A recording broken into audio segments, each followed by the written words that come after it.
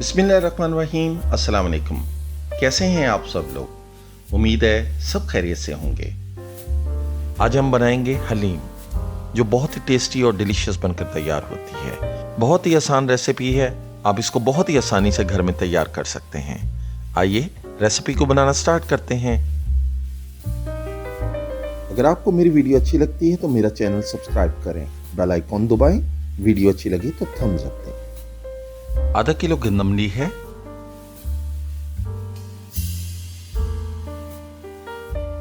और 250 ग्राम जौ लेनी है, और पानी डालकर इसको अच्छी तरह से साफ करेंगे। मैंने 2 से 3 दफा इसका पानी चेंज किया है, और इसे पूरी रात के लिए पानी में भिगो देंगे।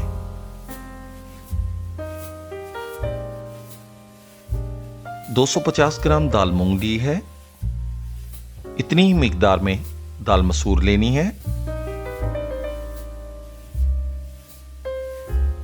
250 ग्राम टोटा चावल लिए हैं। दाल माश भी 250 ग्राम ली है,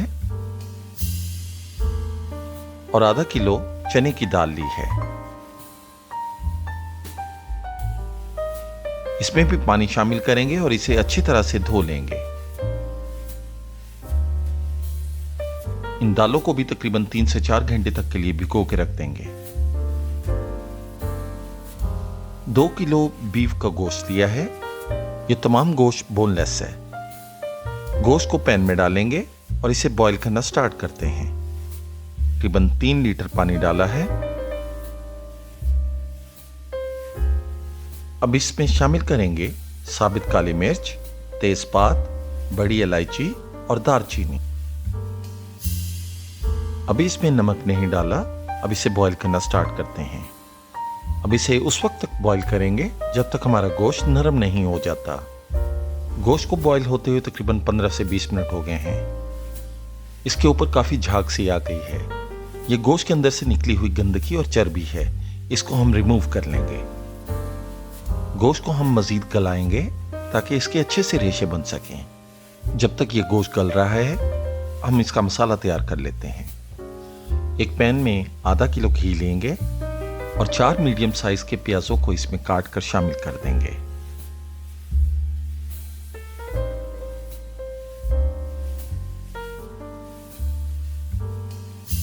इसे उस वक्त तक तलेंगे जब तक कि लाइट गोल्डन ब्राउन नहीं हो जाता।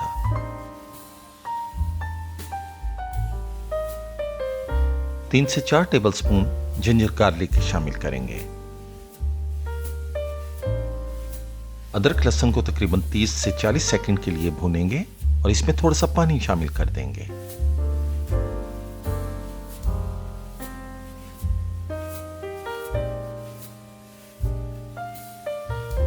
चार से 5 हरी मिर्चों को काटकर इसमें शामिल करेंगे।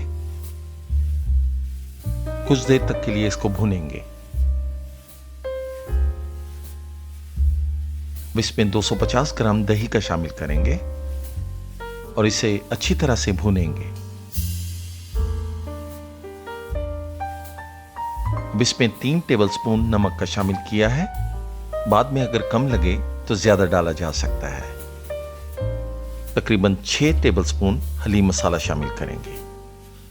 हलीम मसाला कैसे तैयार करना है मैं आपको डिस्क्रिप्शन बॉक्स में इसकी डिटेल दे दूंगा।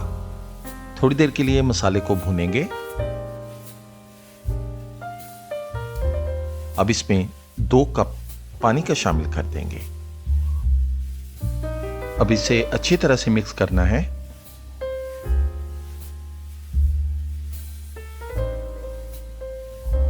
बीफ की बोटी भी गल चुकी है। अब इन बोटियों को इस मसाले में शामिल करेंगे।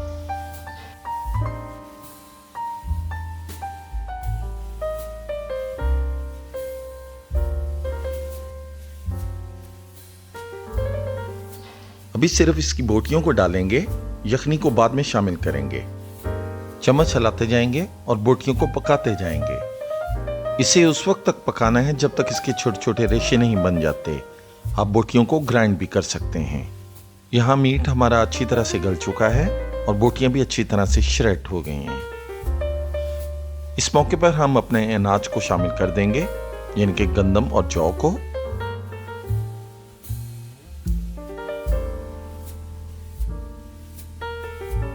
और साथ ही दालों को भी डाल देंगे।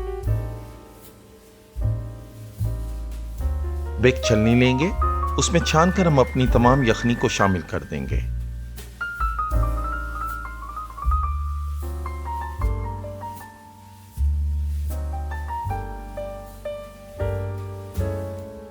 कुछ पानी कम लग रहा है, मैंने 1 लीटर पानी को गर्म करके इसमें शामिल कर लिया है।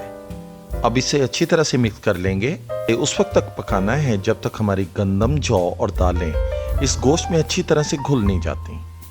अब इसे ढककर पकने के लिए छोड़ देंगे। आधे घंटे के बाद इसका ढक्कन उठाकर देखते हैं। एक बार दोबारा मिक्स करते हैं और मजीद पका लेते हैं।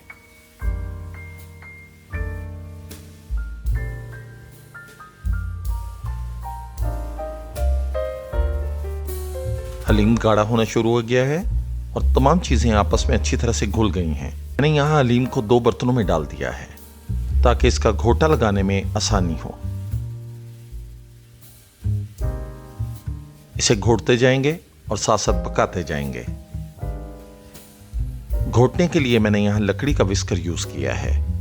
इसे ग्राइंड भी कर सकते हैं। अब इसको जितना ग्राइंड करेंगे या इसका घोटा लगाएंगे उतने ही ज्यादा इसके रेशे बनेंगे। मुझे ज्यादा रेशेदार हलीम पसंद नहीं, इसलिए मैंने इसमें कम ही घोटा लगाया है। इस मरहले में आप अपने मसाले को चेक कर सकते हैं।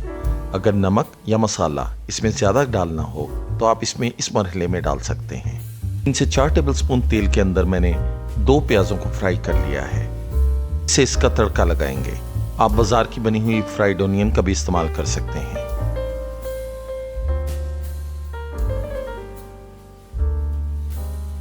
ये देखिए दोस्तों, ये हमारा मजेदार सा हलीम बनकर रेडी हो गया है। अब इसको सर्व करते हैं।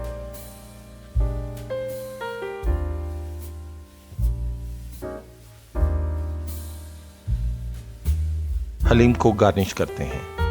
इसी हरी मिर्चें ली हैं, टमाटर लिया है, अदरक को शामिल कर लेंगे, थोड़े से लेमन डाल लेंगे और फ्राइड अनियन डालकर इस मजेदार हलीम से लुत्फानंदोज होंगे। उम्मीद करता हूँ कि आपको ये मेरी हलीम की रेसिपी बहुत ज़्यादा पसंद आई होगी। अपना बहुत ज़्यादा ख्याल रखिएगा। अल्लाह हाफिज़।